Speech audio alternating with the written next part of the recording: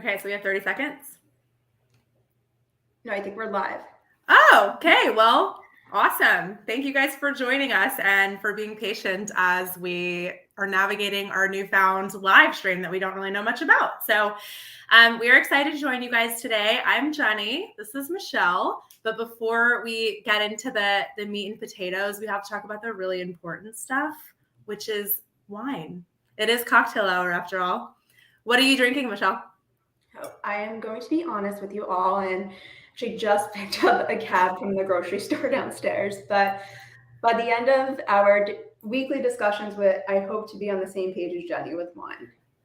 Okay, so we're not going to pass judgment on Michelle for drinking cab. It's perfectly acceptable, even though it's almost summer, but we're definitely not going to go there. Just to give you guys a little bit of background about me, I am obsessed with wine. My friends have always made fun of me for being obsessed with wine. So I finally decided last year to do something about it and start learning about it. It's always been a hobby for me, but now it's been kind of turned into a passion. And I love educating myself about the stories behind wine, the winemakers, the regions, and I love just being intrigued by what's in the glass. So I am drinking what is called an orange wine tonight. Contrary to popular belief, it is not made from oranges. It is actually one of the oldest wine-making methodologies of all time. It originated in the country of Georgia. And what it is white grapes, but leaving the skins in contact to macerate, similar to a red wine, which you get that really vibrant color. Rosé has only a touch of skin contact. Red wine has elongated skin contact. So orange wine is really cool because it's technically white wine, but it gets this really cool orange hue and it takes on a lot of different tertiary characteristics. This one is actually from Serbia and it's 100% Sauvignon Blanc, but it is unfined, unfiltered. Highly recommend it. It's Bakiki is the producer, which is in Serbia. And Michelle, I think going forward, we're actually going to be featuring a new bottle every week and trying it together, right? Yeah. So what we'll do is we'll post a few days before the bottle that Jenny is going to highlight that week. And then if you guys want, you could pick it up and we could all drink the same wine together. Yeah, it's going to be super exciting. You guys let us know. We want your feedback. It's a passion of mine to spread the word about wine, if you will. And there's so many fun different varietals that we can all try together. So hence the name of the live stream, which is Women, Wealth, and Probably Wine. It's going to be taking place every Wednesday at 5 p.m. We hope you guys will come along on our journey and taste wine with us, learn, what we're going to be going over with regard to wealth, taxes, lifestyle, you name it. So with that, Michelle, why don't you give us a little bit of insight on your background, who you are, what makes you tick? Tell everybody who you are. Yeah. So like Jenny mentioned before, my name is Michelle Fuccella, actually based in New York City, just moved to the Upper East Side from Westchester. And I started in the financial services industry with New York Life, actually in September of 2018. So I've been here for a few years now. And before financial services, I was actually in the healthcare field, which I learned a lot of valuable lessons in. And one of the biggest things that I took from it was really caring for others and also the importance of forming relationships with other people as well, which I took into my new career as a financial advisor. And I started with Forefront, which is the company that we work with, Forefront Wealth Partners, and also Your Divorce Made Simple about a year ago in June of last year. And I love it here and feel like this is, my home and my family. And I have a little bit about my financial background. I have my series 6, 63, 7, 66, and I recently just graduated from the Certified Divorce Specialist program, and I have my certificate in that. A little about me personally is, like I said before, I live in New York City. I like running half marathons as opposed to full marathons. I'm actually running the Brooklyn Half in a few weeks. So if anybody is in New York City, come cheer me on, make a sign. Michelle is a highly decorated woman, you guys, not only with all of her credentials. You have to hold your breath to hear all the series and all the licenses that she has, but also I haven't even ever run more than a 5K. So my hat is off to you. Thank you. I know. When I actually ran my first half marathon, I had to like pinch myself. I was like, did I actually just do that? Because I went from being the girl that couldn't run even a mile, but you just progress slowly. You know, That's so next funny. time in Austin, we have to go run together. Oh my God, you're gonna have to really like, I'm gonna be like the trailer on the back because I haven't run since college. So that'll be a very interesting endeavor. That's awesome. So Yeah. a little bit of background about me. I'm a tax attorney by trade. I've been a tax attorney for the better part of a decade now. I specialize in a really niche area of the tax code, which is, uncovering governmental incentives and tax credits, specifically the research and development tax credit, as well as the ERTC credit. It's been a really amazing journey. I was fortunate enough to start at a really large national firm where I got a lot of experience and one of the best trainings systems in the country. So I feel really blessed to have been able to take that knowledge, garner that knowledge, and use it to help my clients. And Michelle and I are both really passionate about what I would call democratizing advice from our mentor, Eric, which is making sure that everybody has access to what they can do to level their business up or level their personal life up. So with that, Michelle, do you want to share a little bit about why we're going on this journey and what we're excited about with regard to this live stream and the information that we're going to be able to disseminate? Yeah, and definitely. Okay, so two things I wanted to kind of talk about and why we want to go in this journey, why you guys want to follow us, is that we feel that there's a lack of female advisors in our space.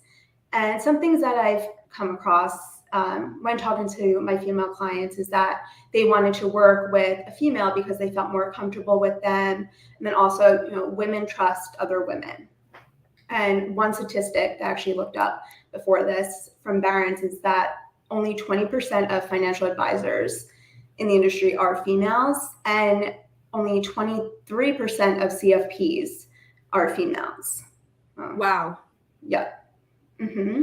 So wanted to, raise awareness to this field. And then also, we're here to lift women up and provide them the representation that has been lacking for so long in this industry.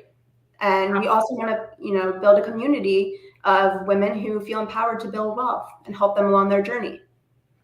I love that. I can relate to that so much, Michelle. I have been in a predominantly male dominated field. And it's funny because there are so many skill sets that are necessary in my field and just in wealth creation across the globe. So much of this is surrounding emotional intelligence and high EQ. And I think that that's something that we as women really are lucky to have a little bit more intuitively, not that men don't have it as well.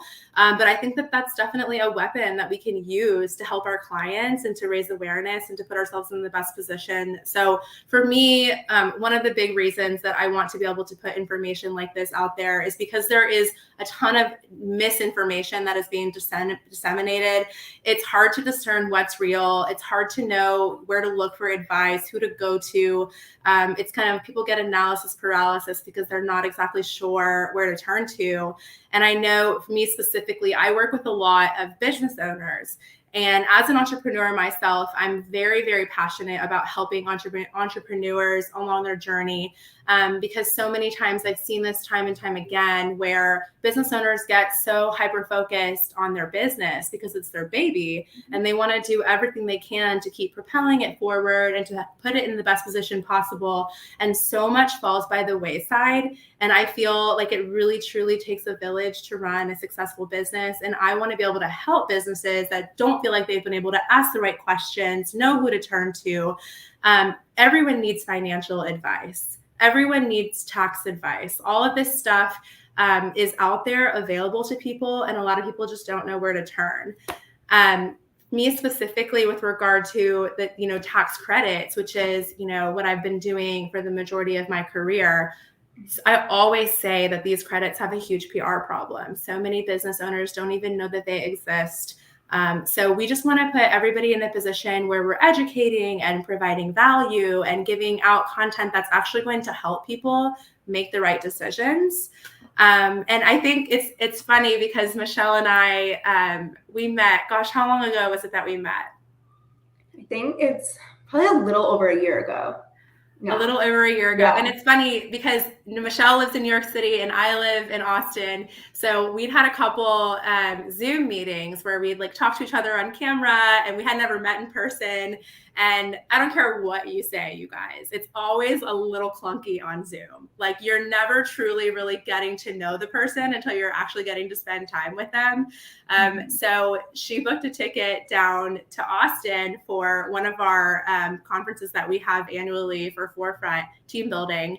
And I remember we were sitting in Eric's backyard having probably margaritas. I don't even remember what we were drinking, but it was like super casual. And I remember you specifically coming up to me and you were like so loquacious, like so bubbly. And I was so taken aback because I had no idea based on our Zoom interactions. So funny. It was so funny. But anyways, instantly we connected on Eric's patio and we were able to kind of see that there's a lot of synergies for both of us. We're passionate about a lot of the same things. And that's, you know, we were talking with our team last week and that's really where this idea was born. We really want to come to you guys live every single week and provide as much value as we can. That is a huge value of mine personally. And I was so refreshed to meet Michelle and see that she shares that same value. And I believe that we both really have, you know, very unique backgrounds to be able to provide guidance and support and just give away as much information as possible so that we can create an environment where people are uplifted, women specifically are uplifted, and cultivate a space where we can all learn from one another. Mm-hmm. Definitely. I think one thing that I took away when we actually first met, and I remember it was margaritas, because whenever I come to Austin, my first thing that I do is go get some tacos and margaritas. It's basically all I eat and drink when I am in Austin. But I remember meeting Jenny and being like, wow, she is, you know, like bad. I won't say the word, but, and I was like, I want to inspire. Hey, $sign. I want to inspire to be like her, like when I grow up. She were just like, I was just like, wow. But yeah, like Jenny was saying, like ever since that first interaction, we have a lot in common. We're both, you know, fun. We love wine. We figured what better way to broadcast that than come out to talk to you guys. And hopefully our community will grow every week. And yeah.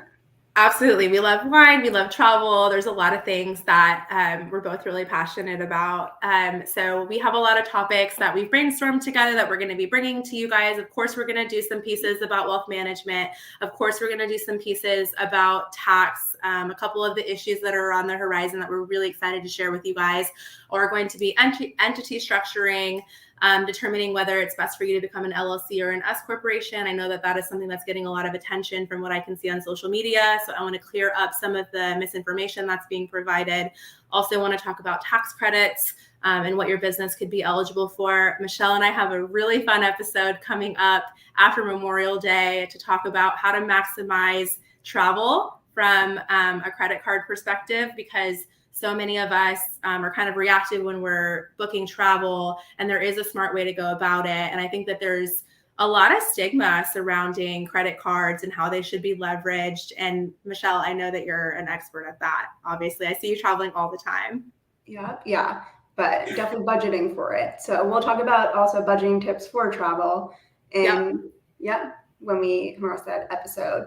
And then also we're going to have guest speakers on. So if you think you'd want to come on and collaborate with us, send us a message on LinkedIn. Definitely set up some time. Absolutely. Okay, Michelle, I have to ask you, because like we talked about the first time we met, like you're just such an impassioned person in general. You bring that energy into every single room that you come to. And I know you shared a little bit about your background and who you are and, you know, why you're an advisor, but I'd love for you to dig in a little bit more why you got into this field. Yeah, totally. So from a very young age, you know, I was determined to be financially independent. And I remember like begging my mom for my first job at the age of 14. Like, you know, none of my friends were working, but I was just like remembering, you know what, that's so cool. I want my own money. So I got my first job at the age of 14, actually, as a cashier in a grocery store. And behind that, growing up, you know, my mother wasn't very independent and relied a lot on my dad to help, control her finances. And when they separated that, I had to kind of step into that role, especially at a young age. So instead of like being out, being a kid, I was learning how to budget, how to balance a checkbook, and learn any financial topics that came her way. I had to learn and research about. And I was also surrounded by, I think strong female women when I was younger, and I saw how they were financially independent and how they were building their wealth. And I was like, you know what, those are women that I want to aspire to be and build a strong financial foundation of my own. Yeah. And another time in my life where I really like solidified why I was in this field, and my mom was diagnosed with leukemia, and I had to step in as an only child and become her caregiver. And while in that process, I remember, I couldn't work, I struggled personally, and that just really got me thinking, if I'm going through this, if I went through that with my mom, how many other individuals, and specifically females, have been going through this, their lives, either caring for their parents, going through a divorce, getting back into their workforce, or even just females just starting out in their career and building, wealth upon their own. That's why why I decided to get started in this field, and then also specifically to help females and get their financial foundation started, just like mine. Mm-hmm. That's really impressive, Michelle, that you were able to have the foresight to kind of, first of all, contend with such a tough situation, and then put yourself in a position to actually learn from it. So many people would have had the opposite reaction. So I admire that. That's amazing. Thank you. Thanks. Now, Jenny, why don't you tell us a little bit, why you got into your field? It's really funny. I feel like Michelle is such a tough act to follow with regard to that, because I definitely didn't get into my field for any altruistic reason. I remember I was a student athlete growing up. I played sports my entire life. I played softball in college, and any of you guys who either were a collegiate athlete or are a parent to a collegiate athlete, you understand kind of the sacrifice that goes into it, and how much work and how much you devote as a kid to attaining that goal. So my entire life was, okay, I'm going to be a collegiate softball player. And I took steps every single day to make that happen. Once I accomplished that goal, that's really the ceiling. This country doesn't really value female sports as much. It's getting a lot better, but at the time it definitely wasn't that way. So you kind of hit the pinnacle once you get to that point as a collegiate athlete. And I was thinking to myself, well, what's next? I mean, you're 21 at that point, and you don't have any sort of direction to go after that, because being a student athlete is a full-time job. So I remember telling myself, well, Jenny, you should just go to law school, because you got to figure out a way to pay off these student loans. So that really was my motivation. When I went to law school, it was my first time ever to be fully immersed in academia without any distractions. And much to my surprise, I actually kind of fell in love with it. And it was very, very, very surprising. And I was like, wow, I could get used to this. I don't have to go to practice after this. I can just really get into it and learn whatever I'm curious about. And did that for a little while. When I graduated, I was in Oklahoma at the time. So I wanted to move back to Texas. Pro tip, if you're going to law school and you don't want to work in the state that you're going, that's probably a bad decision. You should definitely go to law school in the state you want to work in, because so much of it is connecting and networking and putting yourself in a position to find a job, all of which I had done in Oklahoma. But I wanted to move back home to Austin. And I didn't have any connections here. So I really, truly speaking, was just throwing, spaghetti up against the wall and seeing what stuck in terms of job prospects. The economy wasn't great at the time, and I was just trying to find something to get my footing.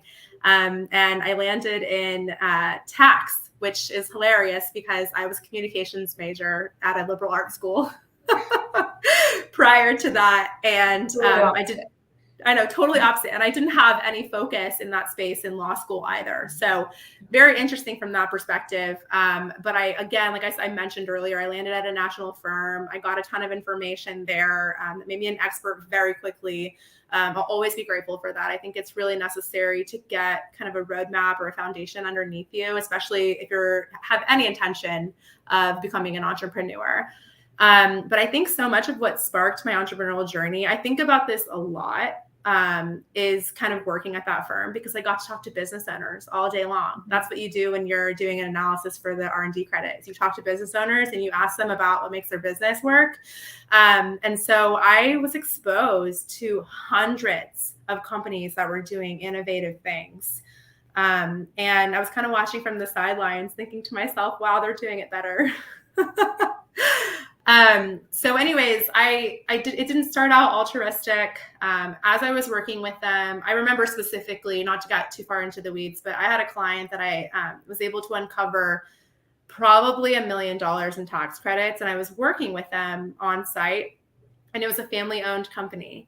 And I was talking to the guy who was the head of the R&D department, and he was married to the owner's daughter.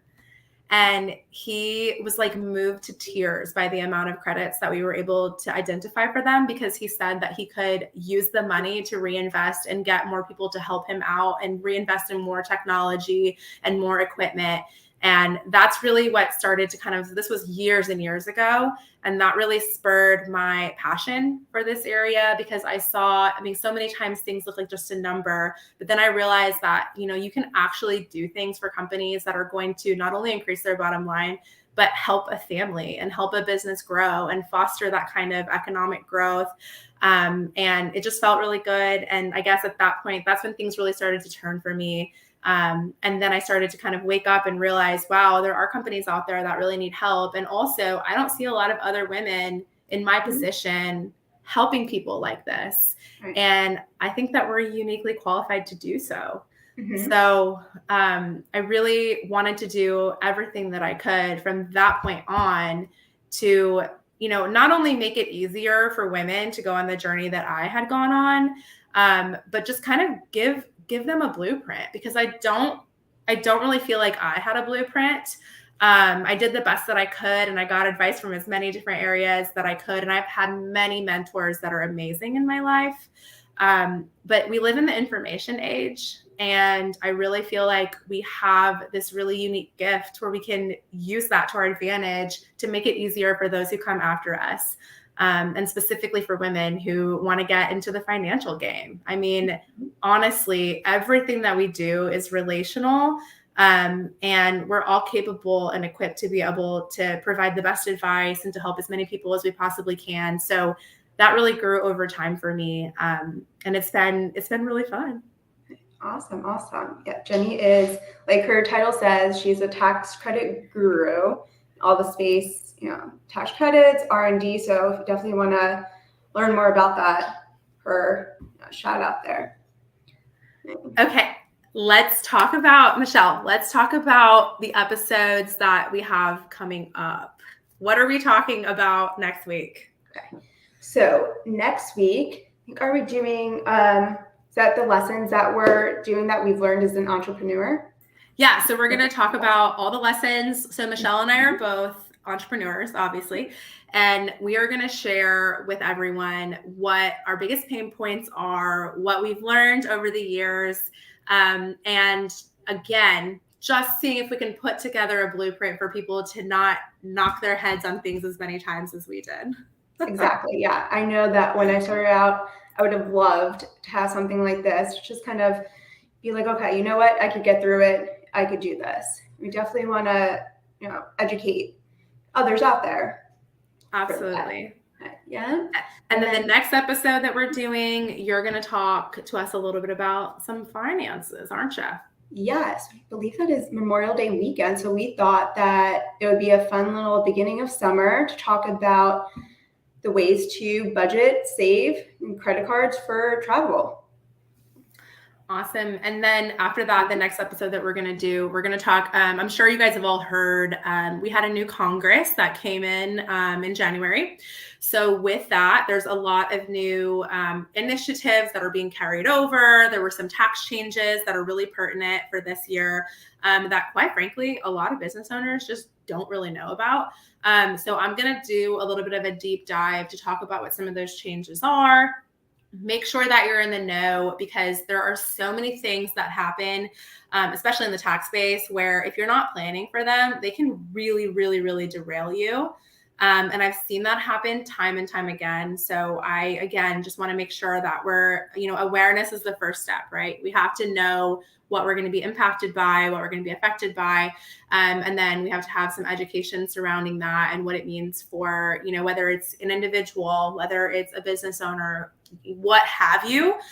We want to make sure that we're prepared for that. So we're going to go over that.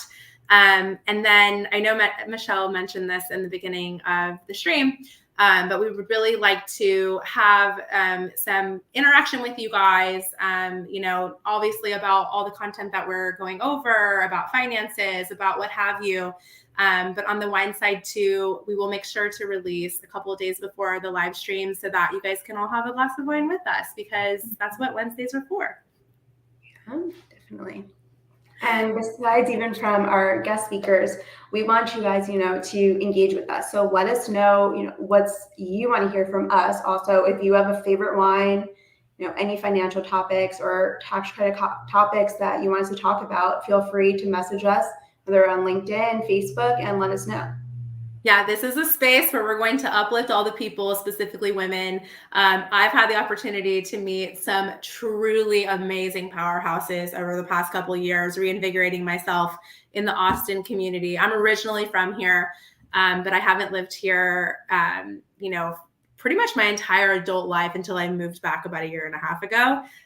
So it's been fun to be kind of a newcomer in my own city. And I've been just amazed by the people that I've met.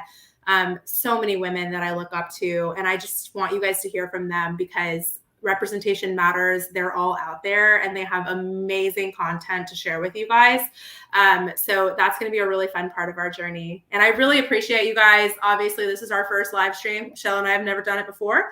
So I really appreciate you guys being patient with us as we work the kinks out.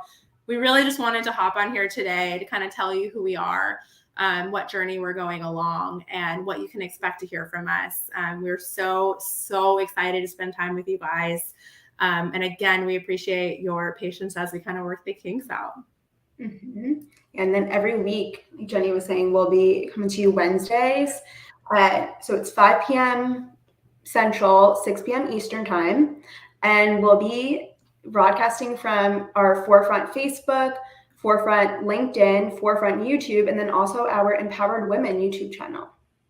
Yep. And if you guys can see on the bottom corner of your screen, it says like and subscribe to our YouTube channel. That's our handle.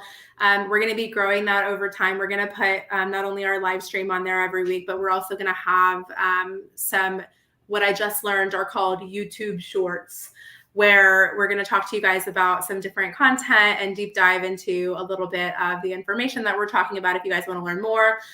So follow us there, follow us on LinkedIn, and we are happy to engage with you guys and chat with you guys. And we appreciate you joining us today and all your patience. Yes. Thank you. Awesome. We'll see you guys next time. See you next week. Go grab a glass of wine.